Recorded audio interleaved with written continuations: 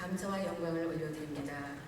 저의 신앙 고백과 간증으로 시작된 2단계 훈련에서 다시 한번 주님을 만났던 첫사랑의 기쁨과 감격이 되살아났고 매일 주님과 만나는 경건의 시간들을 통해 기도와 생명력 있는 하나님의 말씀을 더 깊이 깨닫게 되었습니다. 훈련을 통해 성경을 체계적으로 배우면서 하나님을 더 깊이 알아가게 되었으며 아무도 흔들 수 없는 나의 구원에 대한 확신과 감사가 저를 벅차게 했습니다.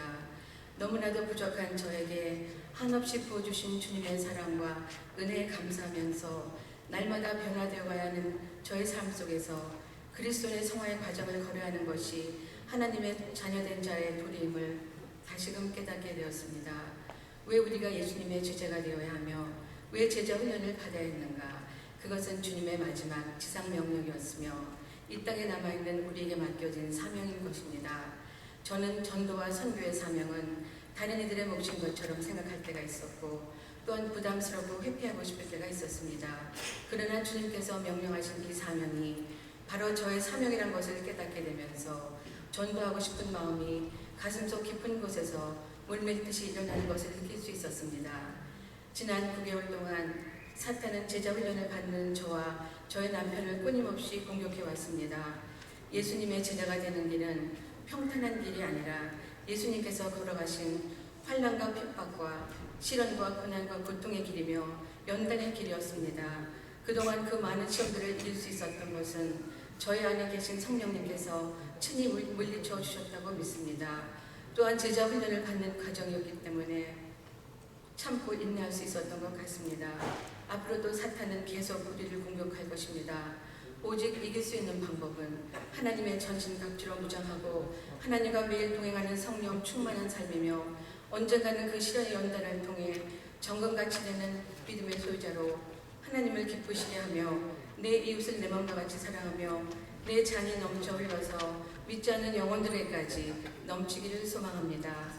제자훈련 2단계를 마치면서 여기서 멈추는 것이 아니라 앞으로도 계속 변화되어가며 올바른 그리스도인의 가치관과 올바른 영적 분별력을 가질 수 있는 진정한 그리스도의 참 제자가 되도록 계속 노력할 것이며 나에게 힘이 되어주시고 소망이 되시는 하나님께 감사와 영광을 올려드립니다.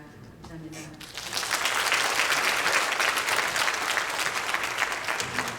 사역훈련에서도 한 분이 간증을 하시겠는데 우리 이호영 집사님 나오셔서 간증해 주시겠습니다.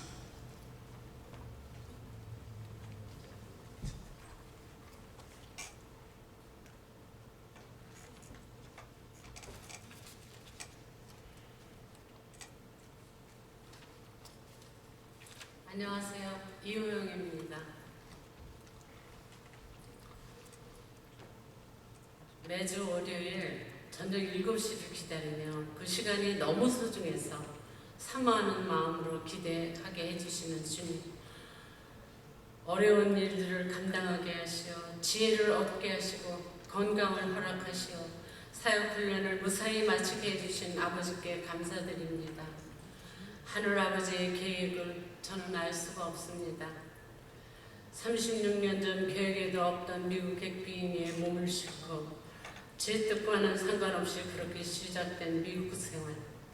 친척도 없고 특별히 무엇을 정하지도 않은 채 모험심이 강한 저에게는 새로운 대륙에 대한 도전 열정은 솟구쳤지만 매 순간 두려움과 싸우며 기도하기를 주여 저에게 연약함을 도우시고 담대함을 주소서 솔로몬과 같은 지혜를 주시어 주님의 자녀로 구별된 삶을 살아가게 도와주소서. 모태 신앙으로 성장한 한국에서의 저의 어린 시절은 오히려 오빠가 4분이 계시고 언니 1분, 그리고 저는 6번째 막내딸이었습니다. 믿음의 딸로, 법조인의 딸로, 무서운 오빠 4분, 정말 행복했습니다. 그 당시 저는 하늘아버지께서 왜 저를 이곳으로 오게 하셨는지 깨닫지 못했습니다. 시간이 지나면서부터 조금씩 깨닫기 시작했습니다. 제가 결혼했다고 했을 때 한국의 부모님 형제들은 종교가 다르면 너무 힘이 드니 안 된다고 말했지만 제가 한고집하는 성격이라 괜찮다고 시집 식구들을 다 전도할 수 있다고 큰 큰소리치고 시작된 결혼 생활. 그러나 대대로 불교 집안인 시집은 미국에서도 매주 절에 다니셨고 한 집안의 두 종교의 엇갈린 사고방식은 서로 눈치를 보게 되고 모든 일들이 순조롭지 못했습니다.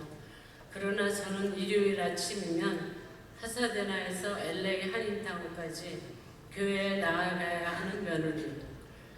저의 교회 생활에 대해 어떠한 이야기가 주위에서 들려도 그것만은 양보할 수 없는 문제였기 때문입니다. 나를 위해서 살지 말고 가족을 위해서 섬기면 되겠지. 많이 인내하며 참아주면 되겠지. 열심히 기도하면 되겠지. 주님이 하시는 일에 불가능이란 없으니까. 하지만 신앙 문제는 간단한 문제가 아니었습니다. 그러나 시간이 흘러 1년 2개월쯤 지났을 때 저녁 식사 시간에 갑자기 시아버지께서 내가 믿는 예수 나도 한번 믿어보자. 식구 숫자대로 까만 책 사오너라. 어머님의 눈치를 보며 저는 그 다음 일요일 온 가족을 교회로 인도했습니다. 하나님 아버지 감사합니다. 감사합니다. 30년이 지난 지금 큰 시동생은 장로, 막내 시동생은 안주집사, 두 시동생들은 사돈 처남 친구들을 전대해서 48명이나 모인다고 저에게 자랑을 합니다. 시어머님은 권사님이 되셨고 시아버지는 하늘나라에 가신 지 오래되셨습니다. 그러나 저의 미국 생활은 순탄치 못했습니다. 1979년 10월 큰 교통사고로 6개월간 병원 생활을 했고 4개월을 ICU에서 피 수혈을 받았었습니다. 12번의 수술 끝에 두 발로 혼자 걷기까지 2년이 걸렸습니다. 하늘아버지의 뜻에 따라 새 인생을 시작하게 되었습니다. 그 28년이 지난 어느 날 갑자기 의식을 잃고 쓰러져 병원에 가게 되었고 의사의 진단은 C형 간염, 간경화 사기라고 했고 피를 수혈받은 데서 C형 간염 무균자가 있었다는 말을 듣고 저는 그 자리에서 하나님께 감사의 기도를 드렸습니다. 20대 젊은 시절에 저를 소생시키시어 30년 동안 제 간 속에 바이러스를 복인한 채 전혀 불편함 느끼지 못하고 살게 해주신 아버지 진심으로 감사드립니다. 저는 32번의 전신마취를 했습니다. 마치 걸어다니는 병원 같은 생활입니다. 저는 사역훈련 내내 기도하기를 끝까지 훈련을 마칠 수 있기를 소망했습니다. 사실 훈련 중에 2번 의식을 잃고 병원에 입원해 있었습니다. 딱 2주를 빠지고 그러나 확실한 사실은 아버지께서 또 회복시켜 주신다는 믿음과 아버지께서 저에게 주신 은혜와 축복은 너무나 크고 넘치는데 아직 저는 그 받은 은혜에 아무것도 해드린 것이 없기 때문에 또 살려주시는구나. 스스로 위로하고 자책하면서 저를 자녀로 선택해 주신 아버지께 너무나 감사하고 행복해서 이 글을 써내려 하면서도 눈물이 끝없이 흐릅니다. 사역 훈련을 마치게 해주신 아버지께 감사드리며 인도해 주신 목사님과 함께 훈련받은 12명의 귀한 교우님들 함께 있어서 행복했습니다. 우리 배운 대로 말씀을 가지고 다른 형제를 섬길 수 있는 자, 교역자의 분신이 되어 목회를 돕는 평신도, 지도자를 발굴하는 대단히 중요한 의미를 갖는다는 목사님 말씀에 아멘으로 화답하고 복 중에 제일 큰 복은 하나님께서 쓰임받는 자라는 사실을 알게 됐고 저는 하나님이 선택하신 그분의 소유입니다.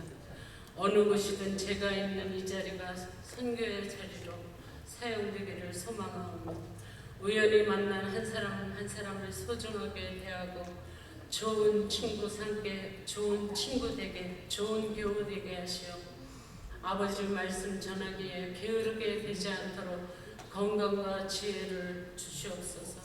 저는 아버지께서 보여주신 저에게 기적과 믿지 않는 자에게 간증하고 싶어서 매일 아침 공원에 나가 걷고 있습니다. 사람들을 만나고 싶어서 좋으신 하나님이 기뻐하시는 행위가 무엇인지 헤아리는 마음을 품게 하시고 오늘도 새날을 주시어 주님 은혜 가운데 감사드리며 파란 하늘과 맑은 공기 모든 것이 감사 또 감사. 주님 사랑해요. 하늘만큼 땅만큼